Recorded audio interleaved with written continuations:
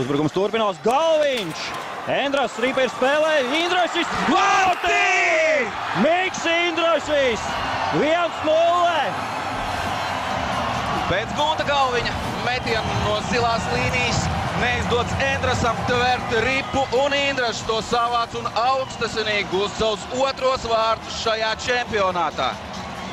Nu, šis ir viennozīmīgi Teda Nolana atklājums. Uzticējās viņš Mikam Indrašim, un pagājušajā spēlē vieni gūti vārti, un arī šajā spēcīgs Galviņa metiens. Indrašs dodas cīņā, un viņš šo cīņu uzvar. Spruktam un Galviņam rezultīvs piespēles vajadzētu ieskaitīt gluži tāpat kā pirmajā mačā. Indrašs dodas atkal uzbrukumā. Labi piespēle Miķelim, vēl tālāk! Sprukts vārtī! 2-0! Un Miķelis Rēdliks gūst vārtus pēc Sprukta un Indraša piespēlēm. Un ļoti veiksmīgi šo uzbrukumu iesāka Miks Indrašs. Ieejot zonā labajā malā, Miķelis Rēdliks tiek pie saviem pirmajiem vārtiem šajā pasaules čempionātā. Lūk, šī saspēle, Sprukta metiens, un pie Endrasa atsistās ripas pirmais ir Miķelis Rēdliks. Rīgas Dinamo līderis šajā KHL sezonā. Elegants uzbrukums un tikpat elegants noslēgums. Bet uzbrukums turpinās vēl. Mūsējiem 20 sekundes.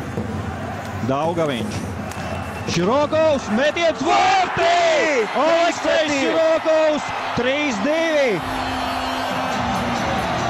Pelnīja Širokovs šos gūtos vārtus. Arī iepriekšējā spēlē viņam bija izdevības, un arī šajā, un beidzot skaitliskais vairākums nospēlē kā nākas Aleksejs Širokovs.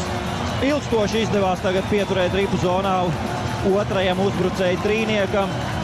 Pirms mirkļa jau bija vārtu stāps, un lūk, Daugaviņa piespēle un precīzs Alekseja Širokova metiens. Drošs paliek drošs, pēc tam Bārtuls vēlreiz triec ripu vārtos, lai nerastos nekādas šaubas par to, ka Latvijas izlase atkal izvirzas vadībā. Un skatāmies uz tablo, jāspēlē 7 minūtes un 45 sekundes.